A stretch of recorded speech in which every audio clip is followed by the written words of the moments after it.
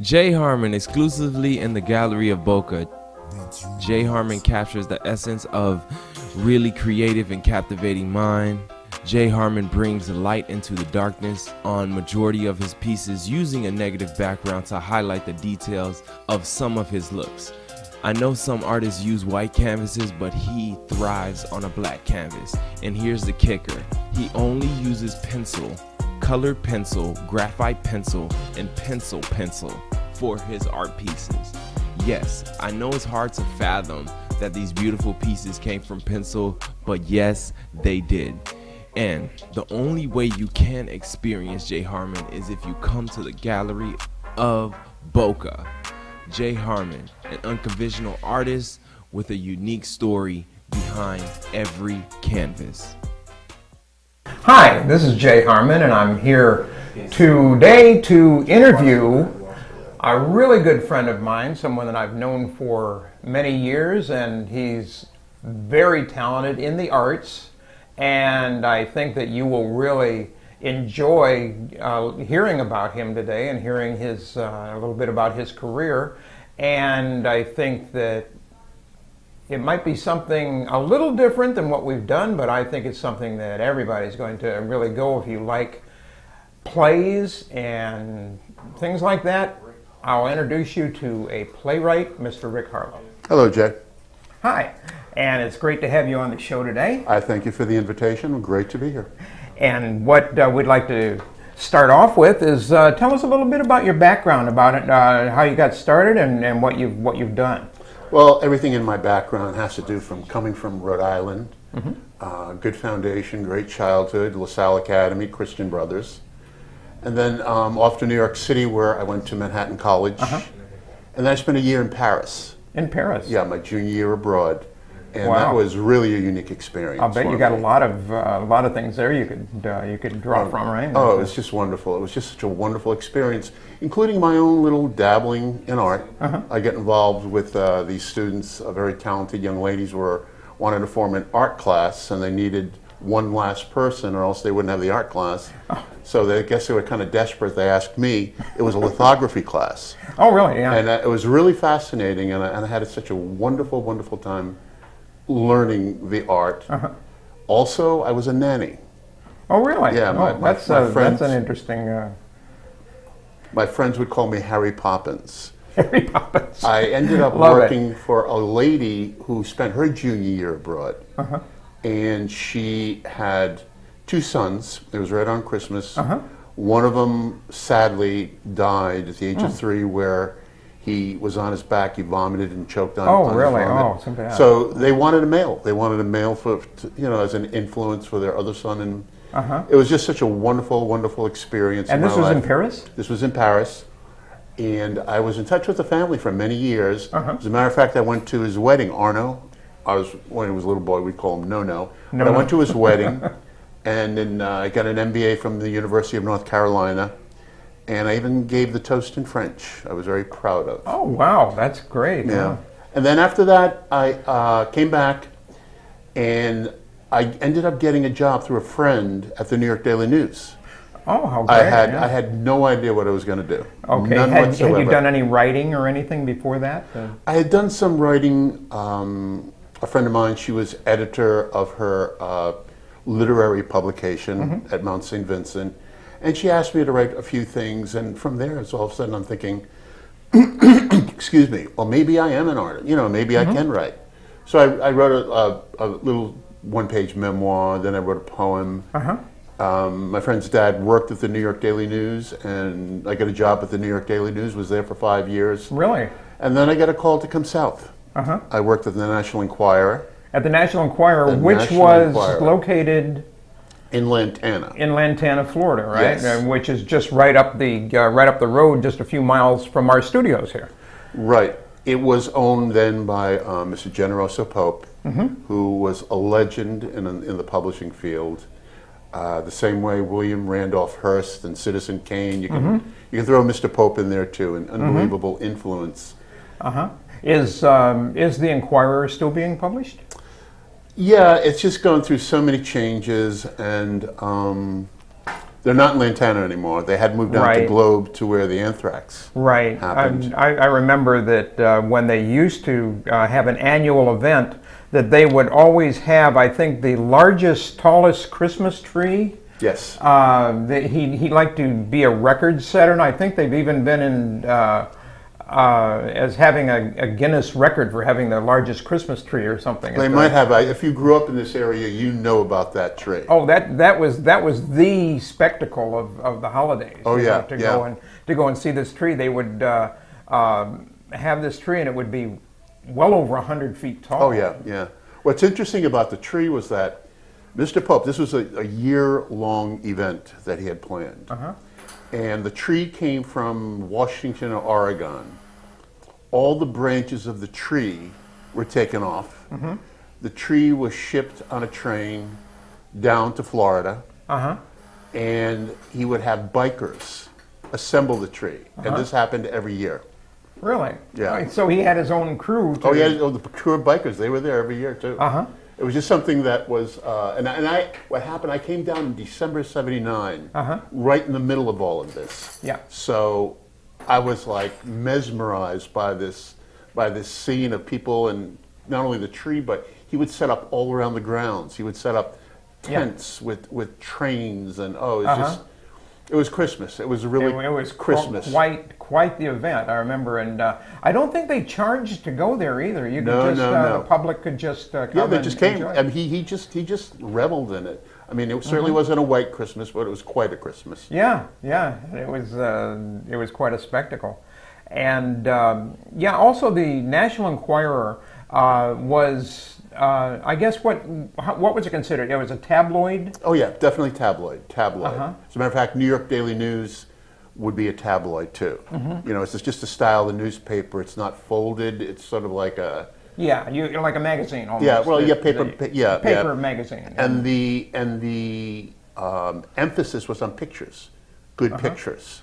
They did a lot with celebrities, right? I mean, The Enquirer. Yeah, the Enquirer. Yeah. What was really interesting about the Enquirer, the evolution, was that it started in New York City. The story was that Mr. Pope was looking to purchase a paper. He purchased, I think the paper was called the New York Enquirer. Oh, really? Okay, and it's really almost a sociological evolution of journalism in that kiosks would sell, in New York City. Yeah. You'd go out, buy your paper and everything. That's what the Enquirer had. Well, as kiosks closed, Mr. Pope was looking, where can I sell the newspaper? And at the time, the headlines in the Enquirer were like, "Mother uses son's face for ashtray," that type of thing. I remember it was all this real shock stuff that would get people to buy, right? And they tried to get real graphic pictures of, if I recall, inside, to sell the paper. It was almost like a sensationalism. Sensationalism is a mild word for it. Trust me. But what happened was that Mr. Pope knew in order to keep the paper alive, he had to find another market. And so he revolutionized the way magazines, publications are sold by going into supermarkets. Oh, okay. Yeah. And so what happened was that he was not able to use those rather lurid headlines, and that's when he got into celebrity reporting and what have you. But it was kind of, I think, the type of news that they had was celebrity news, but a lot of it was gossip, right? Or gossip. The Enquirer has the unfortunate reputation that they made up their stories, which they didn't. They couldn't. I remember at one point, Time, Newsweek, they had more lawsuits than the Enquirer, and the Enquirer had a very thorough legal department, checked out everything. So everything had to be true. But the thing that I think they tried to do was get the story, was to get the story first before. They had these things called yellow leads, where you hear these rumors and everything like that, then follow up. But it was something for entertainment. Mr. Pope was thinking about the woman out in the Midwest, wants to sit down and relax and have something fun to read. Right, and see something about celebrities maybe they knew or she didn't know. Right, And, right. But it was also, there was a lot of news items too, information items like anything, diet, nutrition, health. Oh, okay. So it was a good combination of different things. Yeah. Yeah. It was a fascinating world to have been a part in, and then I went down to Globe and again. Now the Globe, that's still, I think, is still published. Yeah, there's again going through these. If you go through the supermarkets, you see all the publications on the left. But from what I understand, all the tabloids are under the umbrella National Enquirer, Globe, and a bunch of are others. they? Yeah. Yeah, it's a completely different world than it is back then. Yeah. Than it was back then. Yeah. I think back then it was more fun. I just think it was it was something you'd want to do because what's in it this time, Excellent word. It was fun. Yeah. And it was interesting because Mr. Pope he had to get the best stories. So to get the best stories, where were the best reporters? In England, specifically London. Oh, really? Because in London you had anywhere in its heyday like 15 newspapers. All these newspapers competing against one another. And so Mr. Pope ended up getting a few Scotsmen, Ian Calder for one, Bill Dick another, Billy Burt, the brain trust, so to speak. And they ended up bringing a lot of these reporters down to sunny Florida. They were happy to get away from foggy, rainy England. And, these stories that they came up with. Well, that's great. Fascinating people. So, well, that's great. Now, let's move on a little bit. And in your career, then, what was the next venture that you? Well, the next venture was really one of the big watershed moments of my life. I just returned from lunch. I get called upstairs, and you're gone, just like that. Just like that. Just like that. And it hit me so hard, and it was something that I really wasn't prepared for. Yeah. Shame on me. So I ended up getting a couple of jobs in the sales, and that was for about 8 years, and I didn't want to do that anymore. Then I have a very dear friend, Mr. Greg Green, who said, there was an individual at Lake Worth High School. Now, I wasn't a teacher or anything like that, no education background, and they said they need somebody who can speak French. And this young man was a Haitian young fella, and he ended up. I ended up working one-on-one with him, and it was something that was really a wonderful experience for me because he taught me more about being a teacher than any handbook or class or seminar I could go to. And I was only a paraprofessional. Okay, and. I worked in the ESC department at Lake Worth High School, which is exceptional student education. And the head of the department at the time, Cindy Corcoran, said, "Listen, you're good at this. Why don't you become a teacher?" And so my first year teaching began in the fall of August of 2005, and I've been going at it ever since. Really? Just wrapped up a year yesterday. Oh, that's great. Yeah, I myself am an alumnus of Lake Worth High School. Right. And, I went there many years ago. I graduated actually the class of 1969 from Lake Worth High School. Right. And it was quite a thing. We had our 50th year anniversary a couple years ago, and we had a lot of people come back. And it was great to see people I hadn't seen in that long. Oh, yeah. And it was great, but I myself was a teacher for many years. I was an art teacher, and I just retired just a few years ago, about 5 years ago. And so I know what it's like to be in the teaching field. Oh yeah. And it has its ups and its downs, and I understand that. And it's a lot of things happen during the course of teaching. Oh yeah. So have you had any really outstanding things that have happened? Well, it's something that you don't go into teaching for yourself. Exactly. You go into teaching because you have a little gift, you think you do, and you have a rapport with teenagers or whomever. younger than that, as you did. Uh-huh. And you just go in there to help them. I have nieces and nephews. I have no children of my own, but my nieces and nephews are very special to me. And you just want to see their success. Right. And I feel the same way about my students. I just want them to have success. The unfortunate thing is they don't see it. The only thing they see is their face in front of the phone. If they would lift their eyes above, over the phone and say, you got a path you got to follow. Yeah. But the satisfaction is I just got an email the other day from a student, one of my 10th graders in my world history class, and she, just out of the blue. And this was virtual. I'd never met her personally. But she sent me an email, said, just want to wish you and your family a very great summer, and I just want to tell you what a great teacher you are, and I just want to thank you because I learned so much. And it's like, whoa, that's what it's all about. That's what it's all about. And you're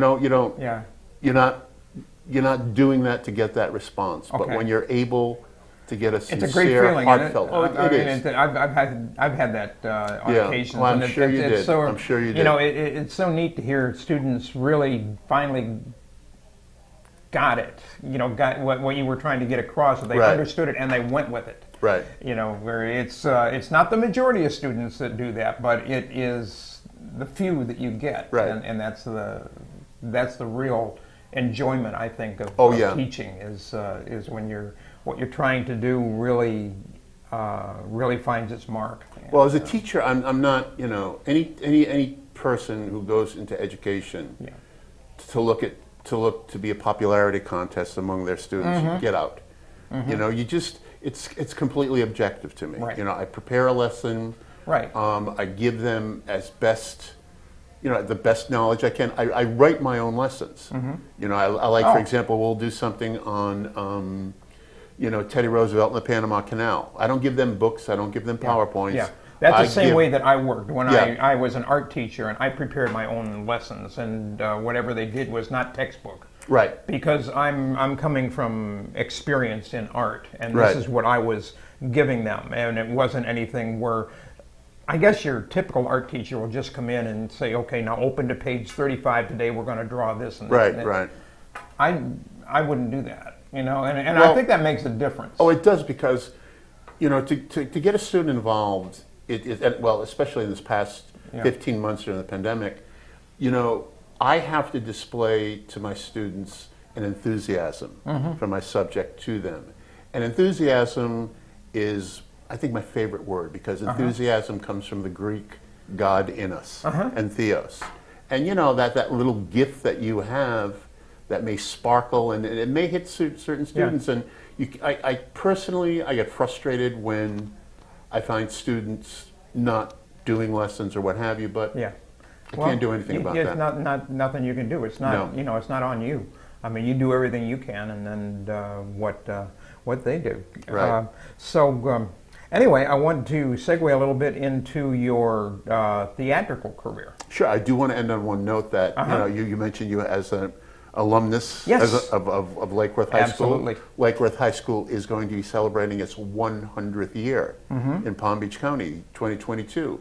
And let's face it, how many things in Palm Beach County it can be 100 years old? Right. There are a few. I mean, it has quite a history. Oh yeah. And especially Lake Worth has a long history, and it's changed so much over the years. Oh yeah. Having grown up there. Oh yeah. And I know what all has changed just in the time that I was there, and it had a history before I even came there. So I mean, this is 100 years going on here, and for the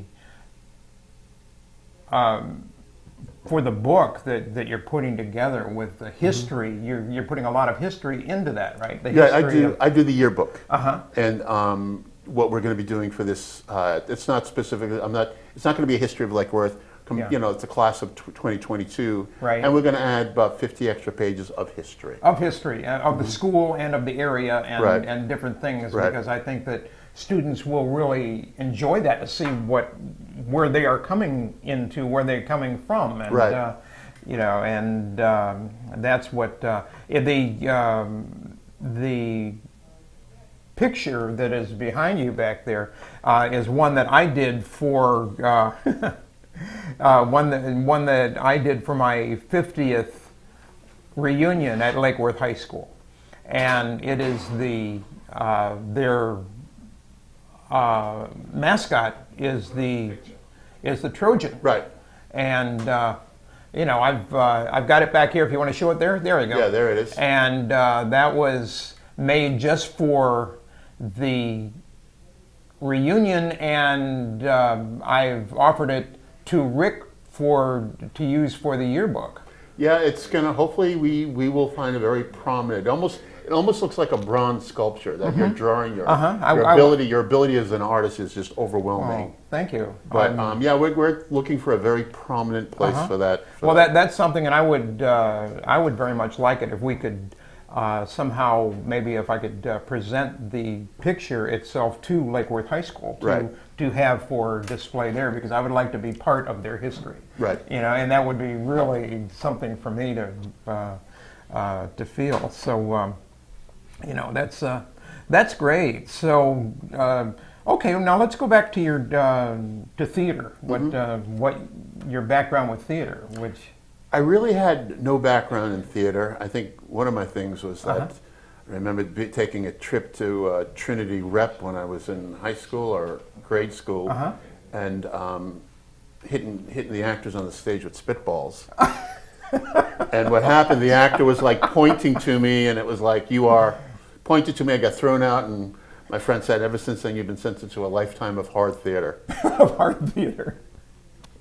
And there's a picture of you and your well, I'll let you explain that. Well, that was taken that was December 1992. The young lady, Leah Weaver. We were in the play Laura, which was from the 1940s film with Gene Tierney and Dana Andrews. And we established a friendship. We were just good friends. And when the show was over, we knew we had a connection, but sadly we parted ways. She went her way, I went my way, had my life, she had her life. She went up to Michigan, had 3 wonderful sons. And then when her husband sadly passed away, she got in contact with me. She came down for a reunion at the Lake Worth Playhouse.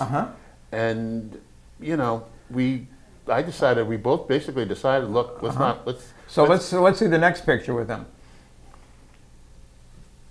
There we go. Beauty and the Beast. Okay. This was your wedding day, right? This was our wedding day. As a matter of fact, we'll be celebrating our first wedding anniversary on July 18th. That is so cool. That picture, by the way, is taken at the Delray Beach Playhouse. Okay. We were desperately looking for a nice environment to have our wedding. We were thinking about going to the beach, but it was so hot. Oh yeah. So I'm thinking Delray Beach Playhouse. Nobody was there, and Delray Beach Playhouse is such a beautiful facility. It's a great venue. If you've never been to the Lake Worth Playhouse, Delray Beach Playhouse. Yeah, that was Delray Beach. Okay, Delray Beach. Yeah. Both Lake Worth and Delray Beach have beautiful playhouses. Oh yeah, I've been associated with both. of them. Yeah, that's what I was going to say. You have worked with both of them. Oh yeah. And tell me a little bit about your plays that you've had produced. Well, anyway, we had that picture taken in front of the Delray Beach Playhouse, rather appropriate for our theater background. I've been involved in theater, really heavily involved in theater for about over 20 years. My first play was called Lost on the 4th of July. We did it in the fall of 1983, Lake Worth Playhouse. Okay. And, that play has been done in North Carolina.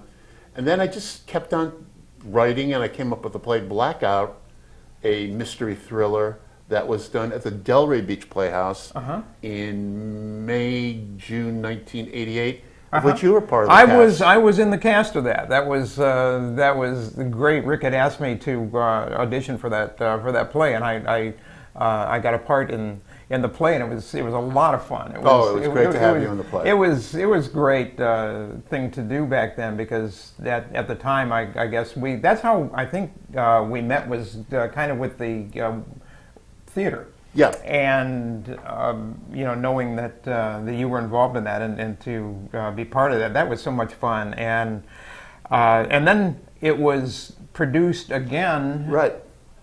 Yeah, I had the very, very special honor. We did it in May, June 1988, and then Mr. Randy Delago, said, you know, we're going to be doing it again. It was produced in April 1988, you know, almost 30 years later. Both productions received great reviews. And the sad thing right now during the pandemic is that not too many theaters, you know, and that's one of the frustrating things. Hopefully they're going to be opening up now more, and and we'll have that, because theater. I mean, look at Broadway. I mean, it just shut down. Yeah. And so now, hopefully, that's all going to be coming back. Oh yeah, it's just something people miss it. Oh, they do. They really they miss that sense of community, and that was one of the great things about me getting into theater, was that community theater, at first at the Lake Worth Playhouse, then the Delray Beach Playhouse, is that people who are involved in community theater have such diverse backgrounds. And you never would have met them unless you were doing theater. I mean, teachers, post office workers, nurses, doctors, auto mechanics, everybody. Yeah, well, that's community theater. Yeah. You get people from all walks of life that are interested, and they want to be more than just part of the audience. They want to participate, and not only that, and sometimes you end up marrying them. Yeah, you know, that's one of the yeah. Right. So I know, being part of the theater for the time that I was, it was very interesting. The people that I got to meet. I mean, that was actually my major in when I went to what is now Palm Beach State College. Is that what it's called? Palm Beach State College. Yes. It was, when I went there, it was Palm Beach Junior College. Right. And that was my major, was theater. Right. And there, so I mean, I worked on a lot of plays. I was in, you know, I mean, for 2 full years I did nothing. I mean, I just pretty much gave up my life, and I was in the theater, and it was a lot of fun. The people that you meet and the things things that you do. And Palm Beach Junior College at the time, now Palm Beach State, remarkable, great theater department. One of the all-time great teachers, we're talking about teachers, who I had as a professor at Palm Beach Junior College was Mr. Watson B. Duncan. Watson B. Duncan, right, who was a good friend, who was a mentor to Burt Reynolds. Yes, he was. He's the one who discovered Burt Reynolds, who was one of his students. And he talked him into going, after he injured himself in football, he wanted to be a football player. And then he injured himself, and Mr. Duncan talked him into trying out for theater. And you know, it just the rest is history. What happened? Oh yeah. What happened there? And well, we have a picture. As a matter of fact, I saw it. Lake Worth Playhouse. Burt Reynolds started acting at the Lake Worth Playhouse. Oh, he did. He started in Lake Worth Playhouse. He was on stage. Another great professor from Palm Beach Junior College, Frank Leahy. Frank Leahy. He was one of my professors too. Yeah, he's another great He name. has had a lot of students who have gone ahead in the theater, and I know he was. I still remember him when we did plays with him. He would be a director. He would be standing up there. He would have a yardstick, and he would be saying, "You do this, and you do this, and you do this, and this is." You know, he would get his point across. Really, he was quite a director. I mean, he believed in really having the students really feel what they were doing, not just acting. I mean, but feeling it. Well, that was tradition of theater in Palm Beach County is so rich. People like Bob Carter, Jan McCart, who sadly passed away recently. Yeah, and you know, it's just so rich, so much talent. And a lot of people have come from Lake Worth. I also, another alumnus of Lake Worth High School, while I'm thinking about, we're talking about acting, was Deidre Hall. Deidre Hall, soap opera star. And she is she's still an actress. I just saw she's been on the show Days of Our Lives for 45 years, and she's still acting, and she looks wonderful. And hopefully we'll get her back for the 100th. Oh, that would be great. If you could get her back. You know, I'm sorry that the Bert's not still around with us, and you could you could get him. But well, we had an anniversary at Lake Worth Playhouse. She was there. Oh, was she? Yeah. That's she wonderful. was at Lake Worth Playhouse. So maybe she can come back for that. So anyway, this kind of I want to wrap up here just by saying it's great to talk to you again, Rick, and everything that you're doing. Do you have anything in the works right now that you're Yeah, a one-act play that I've made into a two-act play called The Hitman. The Hitman. Okay, well keep that in mind because that's going to be coming to a theater near you soon. Hopefully. And so anyway, thank you, Rick, and good luck, and we'll talk to you again real soon. Great to see you, Jay. You Thank you too. so much. Thank you. Thanks for tuning in to The Colored Pencil Artist. Remember to tune in weekly for new, fascinating art and new styles and techniques.